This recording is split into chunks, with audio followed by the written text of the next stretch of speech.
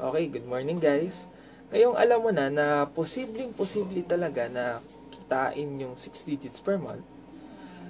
The second question is, paano ba kitain yung 6 digits per month? O paano ba kitain yung kinikita mo up doon? O paano ba mahigitan yung kinikita mo? Direct to the point, paano ba kitain yung 350,000 pataas per month?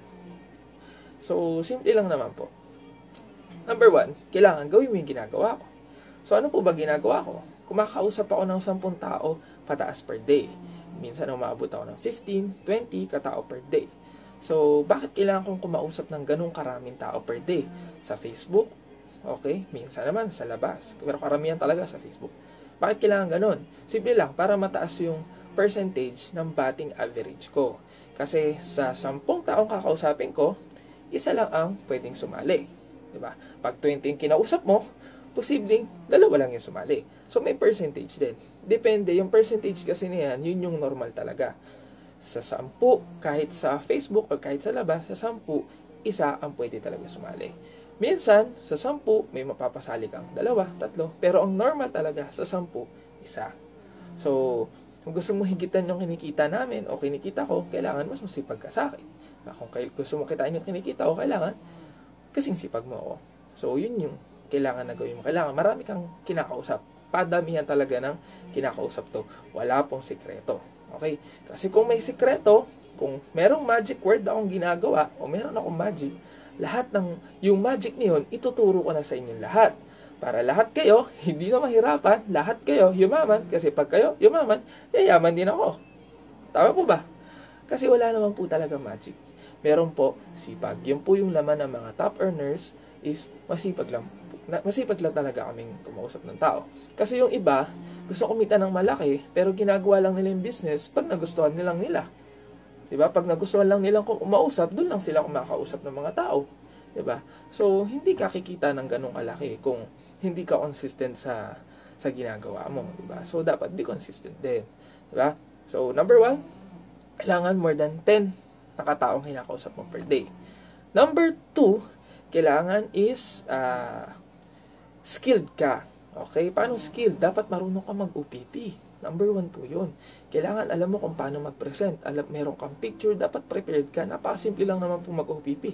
Kahit ikaw, kaka-member mo pala ngayon, kahit wala pang 1 hour, 30 minutes, or even 1 minute, kayang-kayang matuto mag-present. Paano po? Kunin mo yung file sa album, kunin mo yung file sa apply mo. Merong 3 step lang dyan. Copy-paste, OPP. Marunong ka lang mag-copy-paste, marunong ka mag-OPP. Kung paano ka na-presentan, ganoon ka lang din magpe-present. Napakadali nga lang po ngayon sa Facebook marketing. Kasi sa offline, para matuto kami mag-present, it takes time. 1 month, 2 months, 3 months para gumaling kaming mag-present o para matuto kami mag-present. Samantalang sa Facebook, copy-paste lang po siya. So, ganoon lang po kasimple. Okay, ano po yung system na yon? Number 3, paano ba yung gagawin mo? Ito po yung paulit-ulit na ginagawa lang namin. Number 1 is prospecting. Number 2, OPP. Pag na-prospect mo na, i-OPP mo na. Form mo muna, pinoprospect mo, then OPP mo. Then, i-welcome mo sa group. Diba? Then, pag na-welcome mo, follow up mo yan at magpe-pay in yan. Pag nag-pay in na, NDO. Diba? NDO, FB Marketing, ASAP, at Prospecting Technique. Sa atin po, yung MRT. Kung di MRT, Prospecting Technique. So, paulit-ulit lang po siya. Training, OPP, welcome, training, pay in. Paulit-ulit lang po hanggang sa dumami yung tao mo. Ganun lang po kasimple. Invite, present, sign up, na pay in, then train. Yes po. Then, ayun, to be exact, ilang tao yung kailangan para kumita ka ng 6 digits per month? Ito po yung exact. Kung naka 7 heads ka, ang kailangan mo po na accounts sa ilalim na mapapasali, 56 na account. Okay? Ngayon, 56 account po yun ha. So, kung taguan account yan, 56. Paano kung lahat sila naka 7 heads? So, 8 tao na nagsa 7 heads per month sa ilalim mo. Nagets po? So, kumikita ka na nun ng 120,000 pataas. Sa 56 na accounts, kung 7 heads. Paano kung di ka 7 heads? So, kalahati. So, nasa 50,000, 70,000, kung 3 heads ka lang. Diba? Kung 1 head ka lang, medyo payat nga lang talaga yung kita.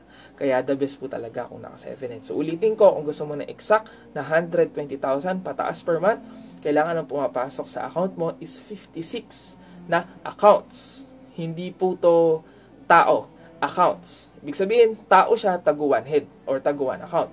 Paano kung 8 tao na naka 7 heads, total din po nun 56. Nakahilera po yan dyan sa 7 heads mo. Okay? Kung di ka 7 heads, 3 heads, kalahati yung kita ng 100,000, ng 50,000, 60,000, mga ganun. Kung 1 head, medyo maliit nga lang. Mga 20, 30,000, 30,000, mga ganun siya. So, yun po, yung exact na kailangan pumapasok sa tao mo every month para kumita ka ng 6 digits per month. So, pag nangyari po kasi yun at tinuloy-tuloy mo siya, darating yung time, lalaki at lalaki talaga yung grupo mo hanggang sa matuduplicate, malileverage at malileverage ka. Okay? Number 1, kailangan maski pagka kumausap ng tao, OPP ng OPP ng OPP, 10 na tao pataas ang kinakausap mo. Number 2, be consistent. Number 2, kailangan is be consistent, tama? Number 3 is kailangan may skills ka, di ba? Marunong ka mag-OPP, then paulit-ulit gawin mo lang yung sistema. Alam mo yung dapat yung sistema. Okay? Then yung number 4, yung 56 lang na kataong pumapasok. Kung gusto mo mas marami, 100. Kung gusto mo more than 120,000, so 100 tao ang pumapasok sa per month. So, sa una, isipin mo, parang hirap. Pero alam niyo po, pag nasimulan mo na siya, at natuloy-tuloy mo na, dahil sa try and error, sa dami ng kausap mo, gagaling at gagaling ka. Hindi po pagalingan networking, pasipagan po. Kaya po kami gumaling dahil masipag kami. Dati rin kaming bano. Dati rin di kami marunong. Kaso dahil sa araw-araw na ginagawa namin siya, doon kami natuto at doon kami umasa. Kaya kami po is natuto. At ngayon po is marunong na. Kaya po kami kumikita. Okay? So, ganun lang po. Binetworking, I'll be winner, I'll be cares power.